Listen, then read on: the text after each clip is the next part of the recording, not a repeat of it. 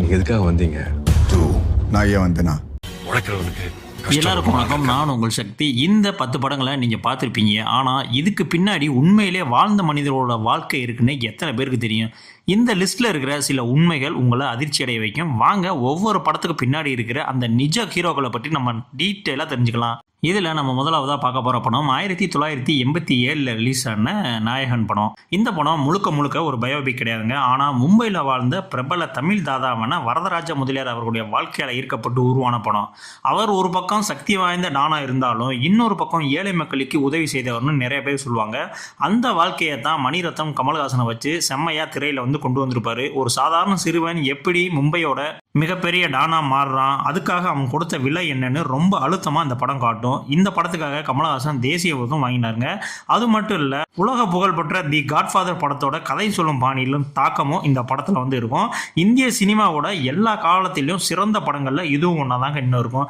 இந்த படத்தை நீங்கள் பார்க்கலன்னா கண்டிப்பான முறையில் பாருங்கள். இந்த படம் அமேசான் பிரைம் வீடியோவில் உங்களுக்கு கிடைக்குதுங்க. இந்த படத்துக்கு IMDb 8.6 ரேட்டிங் கொடுத்துருந்தாங்க. ரெண்டாவதாக நான் சொல்ல போகிற படம் 2017 ரிலீஸ் ஆன மீசை முறுக்கி. இந்த மியூசியம் முறுக்கு படம் முழுமையான பயோபிக் கிடையாது. ஆனால் ஹிப்ஹாப் தமிழ் ஆதி அவர்களுடைய உண்மையான வாழ்க்கையால் ஈர்க்கப்பட்டு உருவான படம்.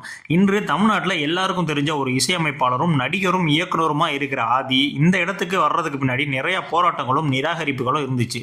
அந்த ஸ்ட்ரகிளையும் ஒரு சாதாரண இளைஞன் தன்னோட கனவை நம்பி எப்படி விடாமுயற்சியோட ஜெயிக்கிறான்றதும் இந்த படம் ரொம்ப அழகாக சொல்லும். இந்த படத்தில் வர்ற நிறைய சம்பவங்கள் அவரோட நிஜ வாழ்க்கையை அனுபவங்களை அடிப்படையாக கொண்டது. இன்னொரு சுவாரஸ்யமான விஷயம் என்னன்னா, இதுதான் ஹிப்ஹாப் தமிழ் ஆதி ஹீரோவா நடித்த முதல் படம். அது மட்டும் இல்லை, இந்த படத்தினுடைய கதை, திரைக்கதை, இசை எல்லாத்தையுமே அவருடைய பங்களிப்பு இருக்கும். கனவு இருந்தால் பின்னணி முக்கியம் இல்லை, விடாமுயற்சி இருந்தால் வெற்றி நிச்சயம்னு சொல்கிற ஒரு ஃபீல் குட் படம். இது இன்னும் நீங்கள் பார்க்கல அப்படின்னா கண்டிப்பாக அதோட பார்த்துட்டு வாங்க. இந்த படம் உங்களுக்கு சன் NXTல அவைலபிளாக இருக்குது. இந்த படத்துக்கு IMDb 7.6 ரேட்டிங் கொடுத்துருந்தாங்க. அடுத்து நம்ம மூணாவதாக பார்க்க போகிற படம் 2022 ரிலீஸ் ஆன ராக்கெட்ரி தி நம்பி எஃபெக்ட். இந்த படம் இந்தியாவின் மிகப்பெரிய விண்வெளி விஞ்ஞானிகளில் ஒருவரான டாக்டர் நம்பி நாராயணன் அவர்களுடைய உண்மையான வாழ்க்கையை அடிப்படையாக கொண்ட பயோபிக். இந்திய விண்வெளி ஆராய்ச்சிக்காக பல முக்கியமான கண்டுபிடிப்புகளை செய்த இவர் மேலே ஒரு கட்டத்தில் உளவு பார்த்ததா பொய்யான குற்றச்சாட்டு சுமத்தப்பட்டு கைது செய்யப்பட்டார். அந்த ஒரு சம்பவம் அவருடைய வாழ்க்கையே தலையிலாக மாற்றிடுச்சு. ஆனால் பல வருட சட்ட போராட்டத்துக்கு பிறகு அவர் நிரபராதி என்று நிரூபிக்கப்பட்டது. அந்த வலியும் போராட்டமும் உண்மைக்காக அவர் நின்ற அந்த விதத்தையும் இந்த படம் ரொம்ப உணர்ச்சி பூர்வமாக காட்டும். இந்த படத்தோட இன்னொரு ஸ்பெஷல் என்னன்னா, நடிகர் R மாதவன் இந்த படத்தை இயக்கியும் தயாரித்தும் நம்பி நாராயணன் கதாபாத்திரத்திலையும் செம்ம அசத்தில் நடிச்சிருப்பாரு. இந்தியாவின் மிகப்பெரிய நீதிக்கான போராட்டங்களில் ஒன்றை சொல்லும் படம் தான் இந்த படம். இந்த படம் ஒரு மாஸ்டர் பீஸான படம். இந்த படம் நீங்கள் இன்னும் பார்க்கல அப்படின்னா கண்டிப்பான முறையில் பாருங்கள். இந்த படம் உங்களுக்கு பிரைம் வீடியோ, ஹாட்ஸ்டார் ரெண்டுலேயுமே இருக்குது. இந்த படத்துக்கு IMDb 8.6 ரேட்டிங் கொடுத்துருந்தாங்க. நம்ம லிஸ்ட்டில் நாலாவதாக பார்க்க போகிற படம் 2015 ரிலீஸ் ஆன விசாரணை. இந்த படம் எழுத்தாளர் M சந்திரகுமார் அவர்களுடைய உண்மையான அனுபவங்களை அடிப்படையாக கொண்டு அவர் எழுதிய லாக்அப் நாவல்ல இருந்து உருவானதுங்க. வேலை தேடி ஆந்திராவுக்கு போன சில தமிழர்கள் எந்த தப்பும் செய்யாம இருந்தும் போலீசால் பிடிக்கப்பட்டு அவர்கள் அனுபவித்த அந்த கொடுமையை தான் இந்த படத்தினுடைய மையக்கரு. அந்த வலியும் அநீதியும் உண்மையும் ஒரு நிமிஷம் கூட சலிப்பு இல்லாம ரொம்ப தத்ரூபமா இந்த படம் காட்டுங்க. இந்த படத்தை வெற்றிமாறன் இயக்கியிருக்காரு. தினேஷ் உட்பட எல்லா நடிகர்களும் நடிப்பும் ரொம்ப இயல்பா இருக்கும். இன்னொரு பெரிய விஷயம் என்னன்னா, இந்த படம் இந்திய சார்பாக ஆஸ்கார் விருதுக்கே பரிந்துரைக்கப்பட்ட ஒரு படங்க. உலகளாவிய அதிக பாராட்டுகளையும் ஒரு பெற்ற படம். இந்த படத்தை பார்க்கும்போது கொஞ்சம் நீங்கள் டிஸ்டர்ப் ஆயிருவீங்க. அந்த மாதிரியான ஒரு படம்.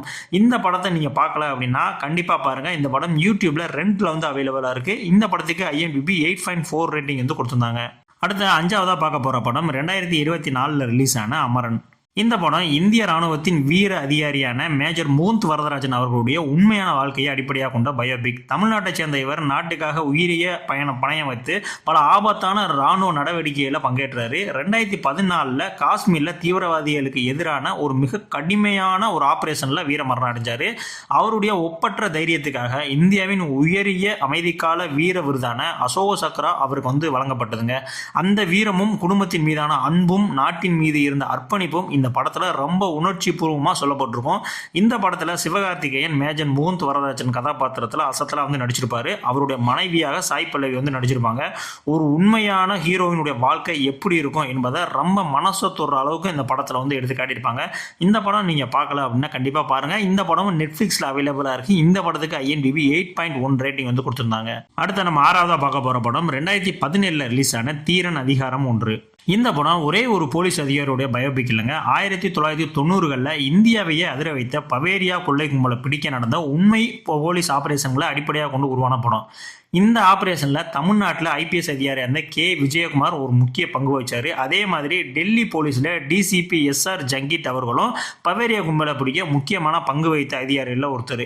இந்த ரெண்டு உண்மை சம்பவங்களையும் பல அதிகாரிகளோட அனுபவங்களையும் இணைத்து தான் இந்த படம் உருவாகியிருக்கு. ஒரு கொடூரமான கொள்ளையர் கும்பலை பிடிக்க போலீசார் உயிரியே பணயம் வைத்து எப்படி பல வருடங்கள் போராடினாங்க, ஒவ்வொரு தடயத்தையும் எப்படி கண்டுபிடிச்சாங்கன்னு ரொம்ப விறுவிறுப்பாக இந்த படம் சொல்லும். கார்த்தி ஒரு நேர்மையான போலீஸ் அதிகாரியாக செம்மையாக நடிச்சிருப்பாரு.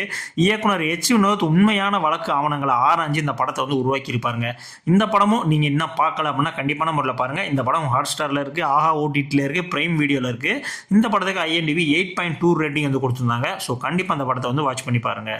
அடுத்த 7வது நம்ம பார்க்க போற படம் 1997 ரிலீஸ் ஆன இருவர். இந்த படமும் முழுக்க முழுக்க ஒரு பயோபிக் இல்லை. ஆனால் தமிழ்நாட்டோட அரசியல் வரலாற்றை மாற்றிய ரெண்டு முக்கியமான ஆளுமைகளான எம்ஜி ராமச்சந்திரன் மற்றும் மு கருணாநிதி அவர்களுடைய வாழ்க்கை பயணத்தால் ஈர்க்கப்பட்டு உருவான படம். சினிமாவில் ஆரம்பித்த நட்பு, அதுக்கப்புறம் அரசியலுக்குள்ள நுழைஞ்சு அதனால் ஏற்பட்ட மாற்றங்கள், கருத்து வேறுபாடுகள், அதிகார போட்டிகள் என நிறைய உண்மை சம்பவங்களோட சாயலை இந்த படம் காட்டும். இந்த படத்தை மணிரத்னம் இயக்கியிருப்பாரு. மோகன்லால் மற்றும் பிரகாஷ்ராஜ் இருவரும் தங்களோட நடிப்பில் வேற லெவலில் பெர்ஃபார்மன்ஸ் கொடுத்துருப்பாங்க. வெளியாறப்போ இந்த படம் பெரிய வரவேற்பு பெறல. ஆனால் காலம் போக போக இந்திய சினிமாவோட முக்கியமான படங்கள்ல இந்த படம் இப்போ கிடைச்சிருக்கு. ஒரு கல்ட் கிளாசிக்கான ஒரு தகுதியும் இந்த படம் இப்போ வாங்கியிருக்கு. கண்டிப்பா நீங்க சினிமாவில் வர இருந்தீங்கன்னா உங்க வாழ்க்கையில பார்க்க வேண்டிய ஒரு படம் தான் இந்த இருவர் படம். இந்த படத்துக்கு ஐஎம்டிபி 8.4 ரேட்டிங் கொடுத்துருக்காங்க. இந்த படம் பிரைம் வீடியோல அவைலபிள் இருக்கு. பார்க்கல அப்படின்னா கண்டிப்பா நம்மள வாட்ச் பண்ணுங்க. அடுத்த நம்ம 8வது பார்க்க போற படம் 2018 ரிலீஸ் ஆன டிராபிக் ராமசாமி. இந்த படம் சமூக ஆர்வலரான டிராபிக் ராமசாமி அவர்களுடைய உண்மையான வாழ்க்கையை அடிப்படையாக கொண்ட ஒரு பயோபிக்ங்க. சென்னையில் சாலையோர ஆக்கிரமிப்புகள், சட்டவிரோத கட்டிடங்கள், போக்குவரத்து விதிமீறல்கள் என பொதுமக்களுக்கு பாதிப்பு ஏற்படுத்துகிற எந்த விஷயமா இருந்தாலும் அதற்கு எதிராக நீதிமன்றம் வரை போய் போராடின ஆள் தான் டிராபிக் ராமசாமி. மிரட்டல்கள் வந்தாலும் தாக்குதல்கள் நடந்தாலும் எதுக்கும் பயப்படாம தனி ஆளா கடைசி வரைக்கும் நீதிக்காக போராடினாரு. அந்த தைரியத்தையும் நேர்மையும் சமூக அக்கறையும் இந்த படம் ரொம்ப அழுத்தமாக காட்டும். இந்த படத்தில் எஸ்.ஏ. சந்திரசேகர் டிராபிக் ராமசாமி கதாபாத்திரத்தில் ரொம்ப இயல்பாகவே நடிச்சிருப்பாரு. இந்த படம் நீங்க பார்க்கல அப்படின்னா இந்த படத்தையும் கண்டிப்பா வாட்ச் பண்ணுங்க. இந்த படம் உங்களுக்கு பிரைம் வீடியோலே கிடைக்குது. இந்த படத்துக்கு ஐஎம்டிபி 5.9 ரேட்டிங் கொடுத்துருந்தாங்க. அடுத்த 9வது நம்ம பார்க்க போற படம் 2012 ரிலீஸ் ஆன நடுவுல கொஞ்சம் பக்கத்தை காணோம். இந்த படம் ஒரு பயோபிக் கிடையாது. ஆனால் ஒளிப்பதிவாளர் பிரேம்குமார் அவர்களுடைய வாழ்க்கையில் நடந்த ஒரு உண்மை சம்பவத்தை அடிப்படையாக கொண்டு உருவான படம். திருமணத்துக்கு சில நாட்களுக்கு முன்னே ஒரு விபத்தில் அவருக்கு தற்காலிக ஞாபக மறதி ஏற்பட்டுருச்சு. அந்த ஒரு சம்பவத்தால் அவரும் அவரோட நண்பர்களும் சந்தித்த குழப்பங்களையும் சிரிப்பான தருணங்களையும் ரொம்ப என்டர்டெய்னிங்காக இந்த படம் காட்டும். விஜய் சேதுபதி இந்த படத்தில் கொடுத்த பெர்ஃபார்மன்ஸ் இன்னைக்கும் ரசிகர்களால் கொண்டாடப்படுது. இன்னைக்கும் இந்த படத்தில் இருக்கக்கூடிய பல சீன்கள் மீம் டெம்ப்ளேட்டாக இன்னும் வளம் வந்துட்டு தான் இருக்கு. இந்த படத்துடைய காமெடி சீன்ஸ் எல்லாமே சூப்பரா இருக்கும். ஒரு ஜாலியான ஒரு என்டர்டைன்மெண்ட் பண்ணக்கூடிய ஒரு படம் தான் இது. இந்த படத்துக்கு ஐஎம்டிபி 8.2 ரேட்டிங் கொடுத்திருந்தாங்க. இந்த படம் நீங்க பார்க்கல அப்படின்னா சன் நெக்ஸ்ட் அவைலபிளா இருக்கு. ஸோ கண்டிப்பான முறையில் இந்த படத்தை பாருங்க. அடுத்து நம்ம 10வது பார்க்க போற படம் 2021 ரிலீஸ் ஆன ஜெய்பீம். இந்த படம் முழுக்க முழுக்க ஒரு பயோபிக் இல்லைங்க. ஆனா முன்னாள் நீதிபதியும் அப்போதைய வழக்கறிஞருமான ஜஸ்டிஸ் கே சந்துரு அவர்கள் நடத்திய ஒரு உண்மையான சட்ட போராட்டத்தை அடிப்படையாக கொண்டு உருவான படம் இது. 1993 இருளர் சமூகத்தை சேர்ந்த ராஜாக்கன் என்பவர் போலீஸ் காவலில் மாயமான பிறகு அவருடைய மனைவி செங்கேனி நீதிக்காக போராடுறாங்க. அந்த நேரத்தில் எந்த எதிர்பார்ப்பும் இல்லாம இந்த வழக்கை எடுத்துக்கிட்டு உண்மையை நீதிமன்றத்துக்கு நிரூபிக்க கே சந்துரு எப்படி போராடினார் என்பதுதான் இந்த படம் ரொம்ப உணர்ச்சி பூர்வமா சொல்லணும். சூர்யா இந்த படத்துல வழக்கறிஞரா, சந்துரு கதாபாத்திரத்துல அசத்தலான ஒரு நடிப்பை கொடுத்திருப்பாங்க.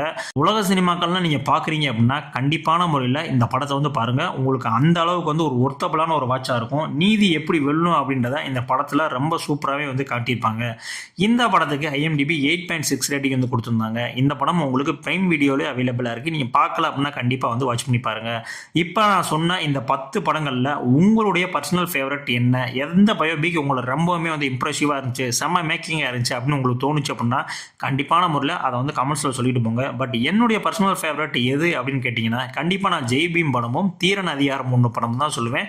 ஸோ உங்களுடைய ஃபேவரட் எதுன்றதை கண்டிப்பா கமெண்ட்ஸ் சொல்லிட்டு போங்க. இதே மாதிரியான அடுத்த ஒரு வீடியோல உங்களை சந்திக்கிறேன். இது மாதிரி சினிமா ரிலேட்டடான உங்களுக்கு ஒரு தகவல்கள் வீடியோ வேணும் அப்படின்னா அதுக்கான தலைப்பை கொடுங்க. அந்த தலைப்பில் நான் வீடியோ ரெடி பண்ணி உங்களுக்கு போடுறோம். ஸோ இதே மாதிரியான அடுத்த ஒரு வீடியோவில் சந்திக்கலாம். நன்றி.